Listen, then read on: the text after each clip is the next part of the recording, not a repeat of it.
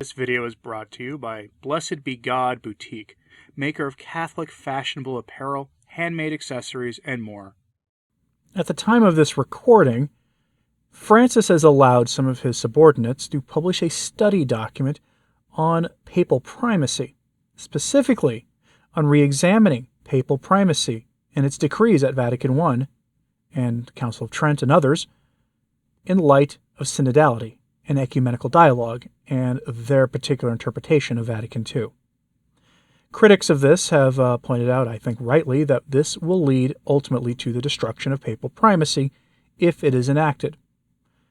Others have said, well, don't worry, this is just a study document, it will go nowhere. Maybe. But as others have pointed out, a study document can also encapsulate a mission statement, a program to achieve over the course of time.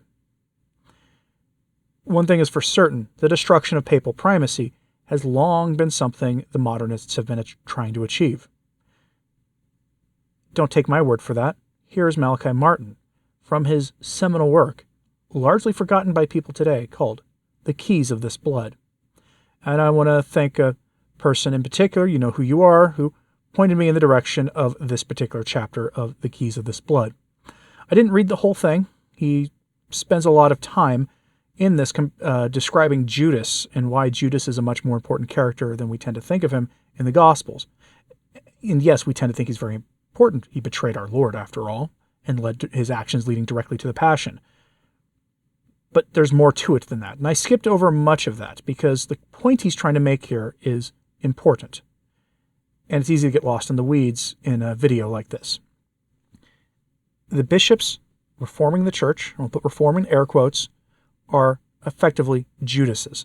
They are suffering from the Judas complex, as Malachi Martin describes it. They truly believe that they are on a mission from God to change the church. And here is Malachi Martin describing that to you, written back in 1989 on what many of you would consider to be much better days in the church.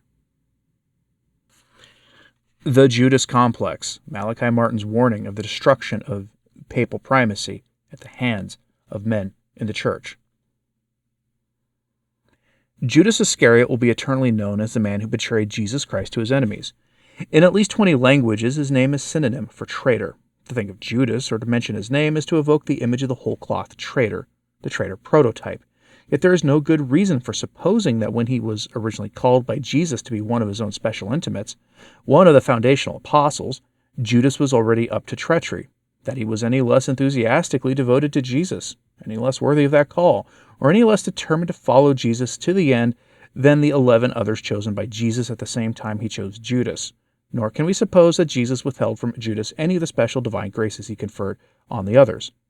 Similarly, today, when obviously there's been gross betrayal of the Roman Catholic Church on an alarmingly wide scale by bishops, prelates, and priests of the Church, there is no good reason for supposing that any particular bishops, prelates, officials, or priests guilty of that betrayal started off with any less good intentions or less devotion to the Church than those who have not betrayed their calling.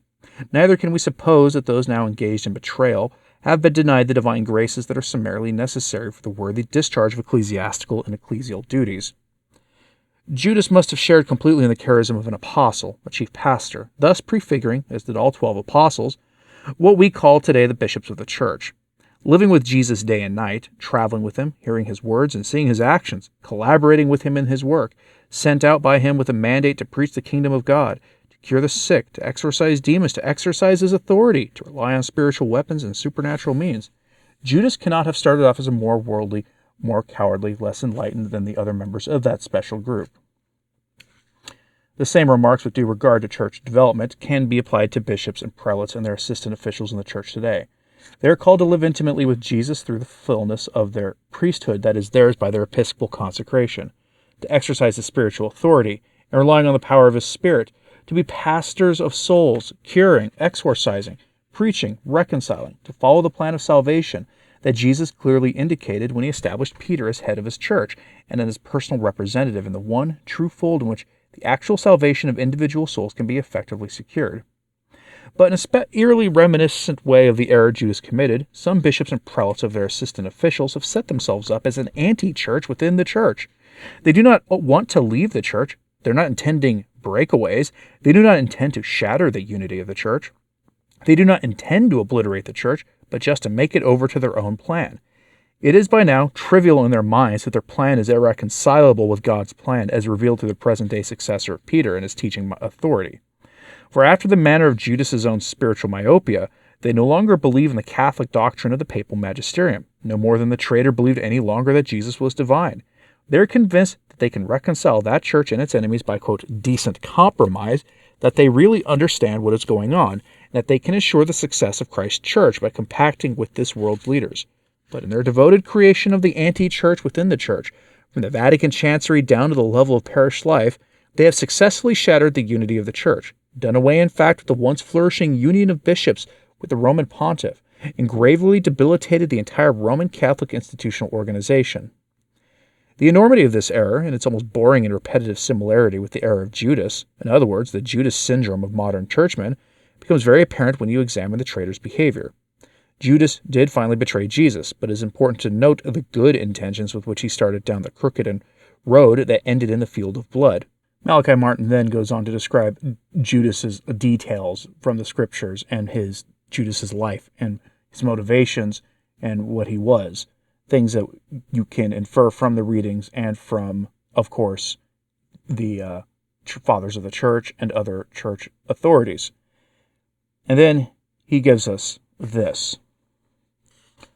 This, then, is the essence of the Judas complex, the compromise of one's basic principles in order to fit in with the modes of thought and behavior that the world regards as necessary for its vital interests.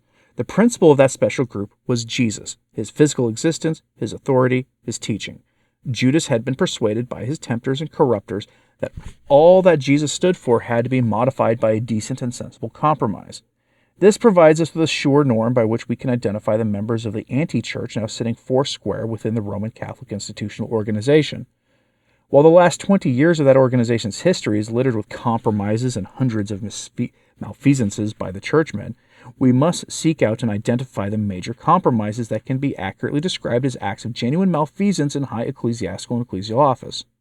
An act of malfeasance has been aptly described as, quote, the doing by a public official, under color of authority of his office, of something that is unwarranted, that he contracted not to do, and that is legally unjustified and positively wrong or contrary to law, according to Webster.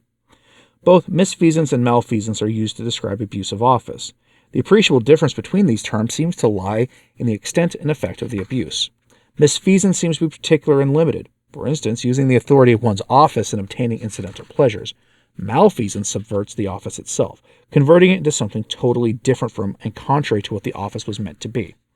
A survey of the past 25 years, and note this was written in 1989, so add 35 years to that, of Roman Catholic history leads one to the conclusion that the greatest single act of malfeasance in high ecclesiastical and ecclesial office has been the tolerance and propagation of confusion about key beliefs among the Catholic rank and file. This tolerated confusion being a direct result of a tolerated dissidence by Catholic theologians and bishops concerning those same key beliefs. For to tolerate confusion is to propagate confusion, a primary and fundamental duty of every ecclesiastical office, and the ecclesial responsibility attached to all offices in the Church comprise the clear, unmistakable teaching and enforcement of the basic rules and fundamental beliefs the Church holds and declares to be necessary for eternal salvation. There can be no compromise on both points, teaching and enforcement. If Roman Catholics have any rights in the Church, they have a primary right to receive such unequivocal teaching and to be the subjects of such forthright and unhesitating enforcement. Furthermore, it is relatively easy to identify the four key areas in which ecclesiastics and ecclesial members have tolerated and propagated the maleficent confusion that affects Catholics today. These areas are the Eucharist, the oneness and trueness of the Roman Catholic Church, the Petrine office of the Bishop of Rome, and the morality of the matters relating to begetting children. Malachi Martin spends a great deal of time here talking about the traditional Mass and the Novus Ordo and the implementation of the Novus Ordo, how the Novus Ordo Mass itself violates what Vatican II decreed and the official documents of Vatican II, and has led to, frankly, people never attending Mass again, a great decline in attendance at Mass, and the great rise in confusion about the reality of the Eucharist as revealed in every poll, except for one really dubious poll recently taken by the bishops and touted by those promoting the current order of things in the church as proof that everything is fine in the church now.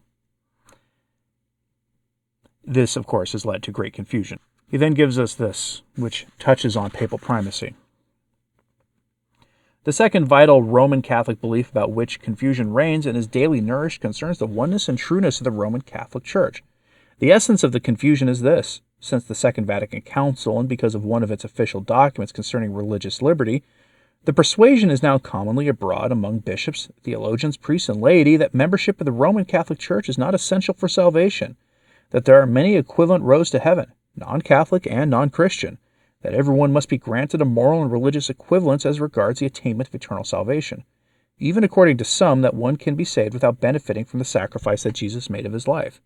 Jesus is, in other words, for some Roman Catholics, one Savior and there are others. Here he lists a whole host of them, including some we can't name on YouTube, but he even lists Martin Luther King here on this list.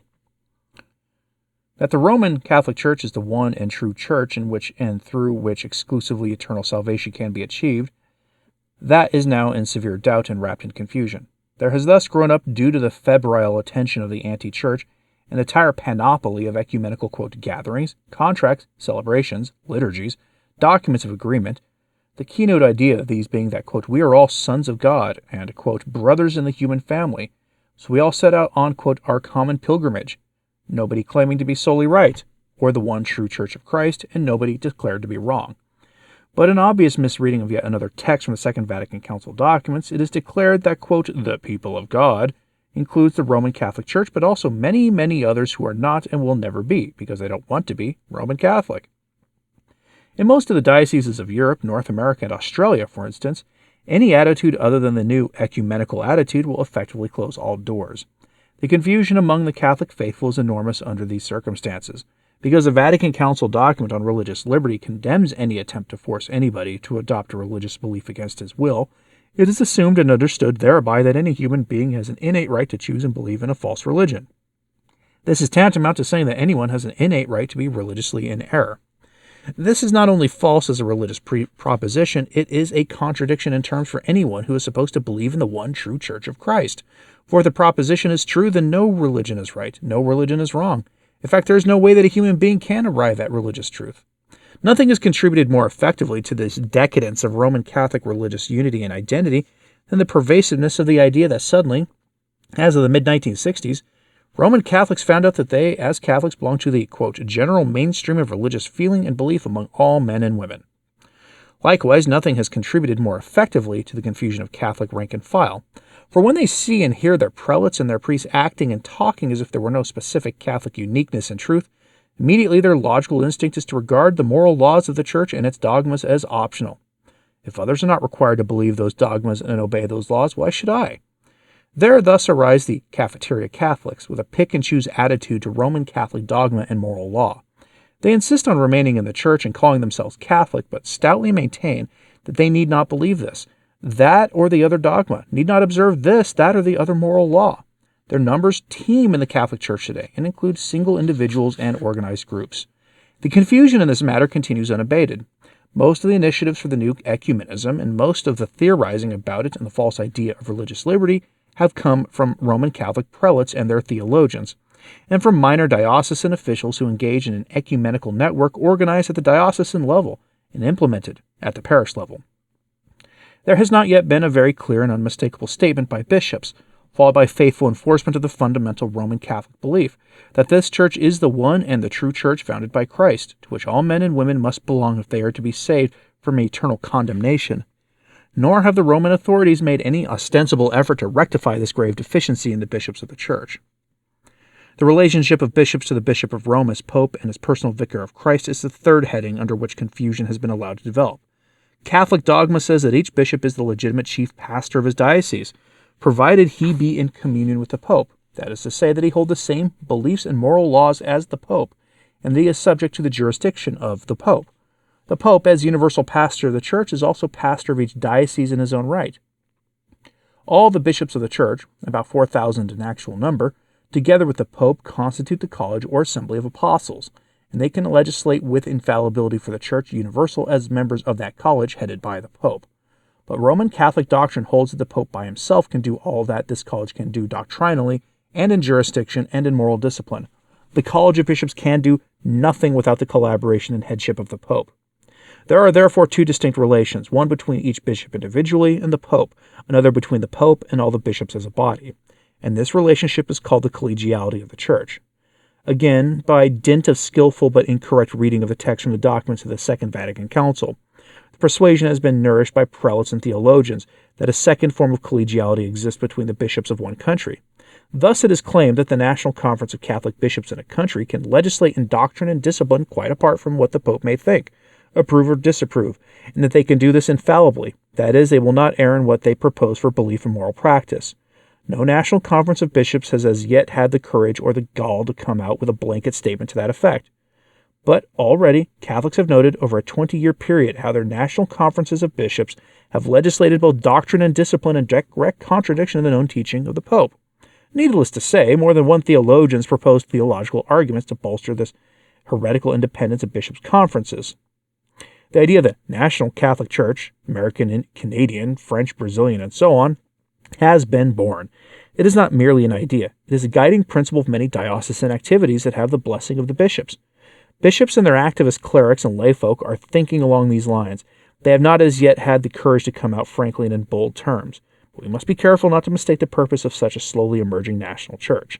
The ultimate goal in the minds of those who nourish the idea and promote it actively and concretely is not merely to solve local problems, for instance, of American priests who want to get married, or of James Martin types who demand such rights, or of Latin American hammer and sickle followers and their North American imitators who claim the right to espouse Marxism and still be called Roman Catholic.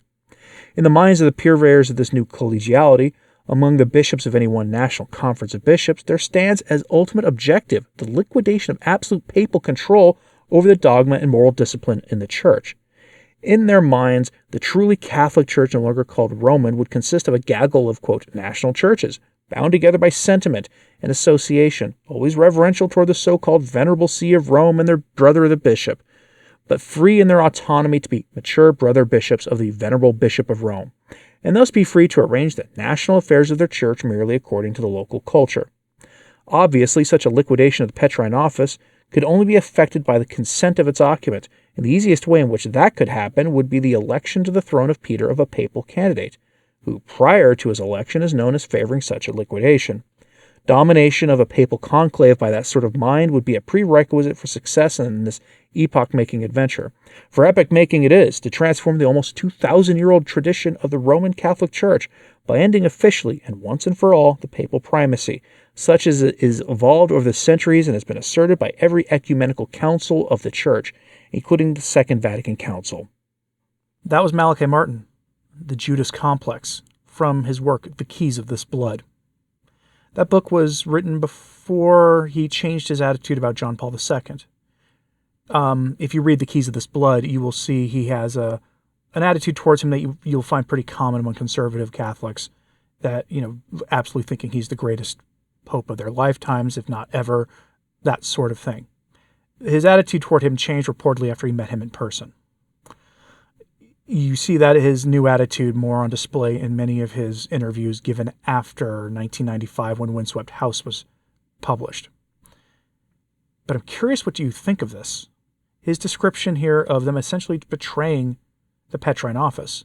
You can substitute what he says there about betraying a particular pope to the Petrine office itself, to the papacy itself, that he is accusing them of essentially trying to destroy it. And did you know he said what would happen if he got somebody on the throne of Peter who thought like them? The chapter was a little eerie to read, almost 30 years later, or just over 30 years later. But I'm curious what you have to say about this, so let me know in the comments, please. Hit like and subscribe if you haven't, it does help. So does sharing this on social media, that helps too.